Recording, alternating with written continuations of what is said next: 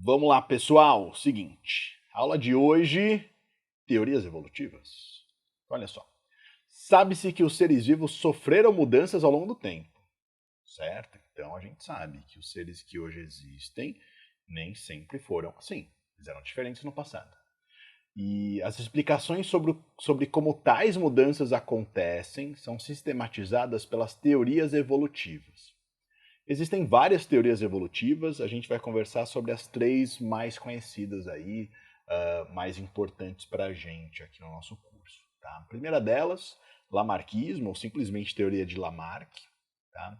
Ela é lá do século XVIII, então 1700 e alguma coisa. E ela foi a primeira grande teoria evolutiva, não foi a primeira teoria evolutiva. Tá? É só a primeira aí que tem um corpo de descritivo, né, um corpo teórico mais robusto. Okay?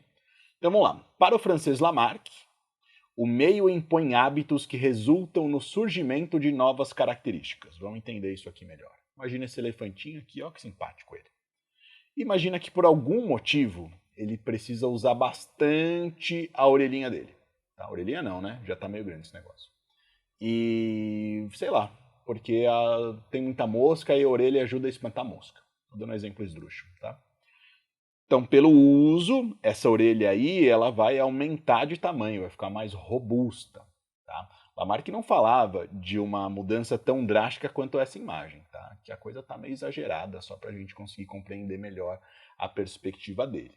Da mesma forma, caso uma parte do corpo deixe de ser usada, então vamos pensar que a orelha, sei lá, quando ele abana a orelha, ele perde calor, ele está passando por uma época que é muito fria, ele não pode ficar fazendo isso.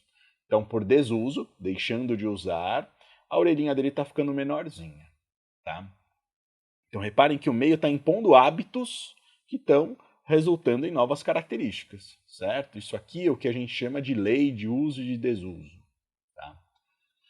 Além disso, para o Lamarck, os filhotes herdam os caracteres que os pais desenvolveram. Então vamos imaginar aqui esse caranguejo que para caçar ele precisa usar a garra dele. Então a garra dele vai aumentando de tamanho, certo? Ao longo da vida dele. E aí, para o Lamarck, quando ele fosse se reproduzir, os filhos já herdariam uma garrinha um pouco maior, certo? Isso a gente chama de herança das características adquiridas. Reparem que esse caranguejo aqui, ó, o caranguejo pai, ele não nasceu com a garra desenvolvida, certo? Essa garra foi ficando maior ao longo da vida dele, tá? Por uso, neste meu exemplo, certo? E aí os filhotes já nasceram com uma garra um pouco mais desenvolvida, certo? Porque eles herdaram essa característica, ok? Bom, uma outra teoria que surge mais para frente, mais ou menos um século depois, é o darwinismo, né? A teoria aí do Darwin, ali no século XIX, então 1800 e alguma coisa, e ela tem algumas outras premissas, tá? E ela revolucionou o pensamento científico e colocou em xeque a posição do ser humano frente à natureza, tá? Ela começa a trazer a perspectiva de que a gente é só mais um entre os vários seres vivos aí que existem no mundo.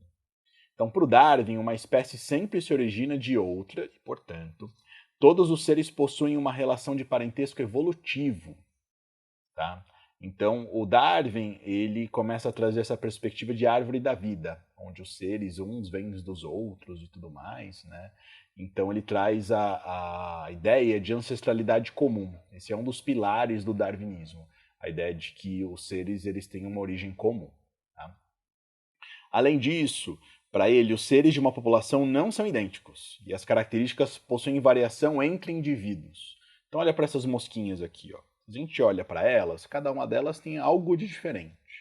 Tá? Pode ser o tamanho do olho, a cor do olho, o tamanho do biquinho ali, pode ser a asa, tá? Alguma coisa está diferente. Então ele vai falar que existe variabilidade entre os seres. Tá? A variabilidade é um aspecto importante para a gente entender o darwinismo, porque essa variabilidade vai garantir que mais algumas coisas aconteçam. Então olha só, diversos agentes ambientais influenciam a capacidade de sobrevivência e reprodução de subgrupos populacionais. Então, para o Darwin, existem três tipos básicos aí de agentes que vão atuar sobre essa capacidade de sobrevivência e reprodução, que é o que nós chamamos de seleção natural, artificial e sexual. Tá? Então, para o Darwin, existem pressões seletivas que vão atuar sobre a variabilidade, favorecendo que, de repente, alguns seres e não outros sobrevivam. Tá? E essas pressões seletivas, então, podem ser classificadas em natural, artificial e sexual. Tá? Outro aspecto importante é isso aqui. Ó. Alguns se reproduzem melhor do que outros, tá? Dentro da população, deixando descendentes com as mesmas vantagens que seus parentais. Então, olha só para esses passarinhos aqui. Ó. Alguns deles conseguiram botar mais ovos, por algum motivo X, e, portanto, se a gente pensar bem, num próximo momento da população de passarinhos, eu vou esperar que eu tenha mais passarinhos com essa arquitetura aqui, né? Com essas características do que desse, porque afinal, esse carinha está deixando mais descendentes, né? E ele é azul, então provavelmente eu espero que na próxima geração dessa população eu tenha mais passarinhos azuis do que amarelos. Não sei dizer porquê, só olhando para cá, tá? Isso aqui é só um exemplo.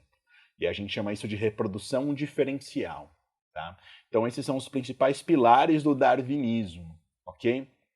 E é interessante ver o seguinte, tanto para Lamarck quanto para Darwin, o meio ele é um agente importante.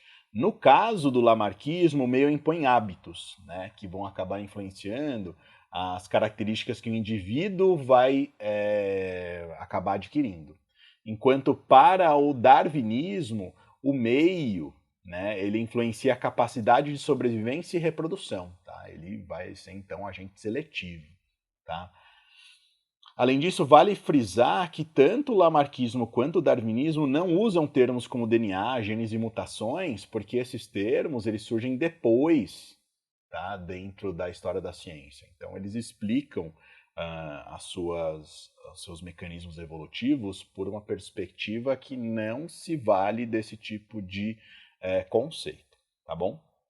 Mas vocês sabem que a biologia ela está muito fundamentada nesses conceitos. Então existe uma teoria mais nova aí, tá? Que é o neodarwinismo, do século XX, então 1900 e alguma coisa, e ela é uma modernização da teoria darwinista. Por isso neo, né, de novo darwinismo. Então olha só, ela mantém as bases do darwinismo, então ela continua falando de seleção, descendência comum, variabilidade e reprodução diferencial. Tá? Então tudo isso aqui de alguma forma ainda está incluso, mas ela traz uma repaginação aí que se aproxima da genética e da biologia molecular. Estou simplificando bastante a conversa, só para a gente entender aqui uma distinção geral entre as coisas. Então, essas novas abordagens aqui da biologia ajudam a explicar a herdabilidade e origem da variabilidade dos caracteres. Tá? Então, o Darwin, por exemplo, ele tinha muita dificuldade de explicar por que existiam seres diferentes dentro de uma população. O neodarwinismo ele ajuda a explicar isso, porque ele vai dizer que essa diversidade, né, essa variabilidade, ela tem aí basicamente duas origens. Ou ela surge por mutação, tá? Mutação é um fenômeno que vai criar novos genes, ou a variabilidade vai surgir por recombinação, que embaralha genes que já existem. Tá? Todos os seres vivos eles sofrem mutação, ou podem sofrer, tá? Agora, nem todos são capazes de realizar recombinação. Só alguns mais especializados são capazes de fazer isso. Tá? E aí o neodarwinismo ele é o principal paradigma da biologia contemporânea. A biologia contemporânea ela está alicerçada, né, sobre a teoria neodarwinista. Legal? Então, ó, falamos então sobre as teorias evolutivas. Tá? São algumas ideias aí que revolucionaram a ciência. Espero que vocês tenham gostado. Beijos e abraços. Até uma próxima. Valeu!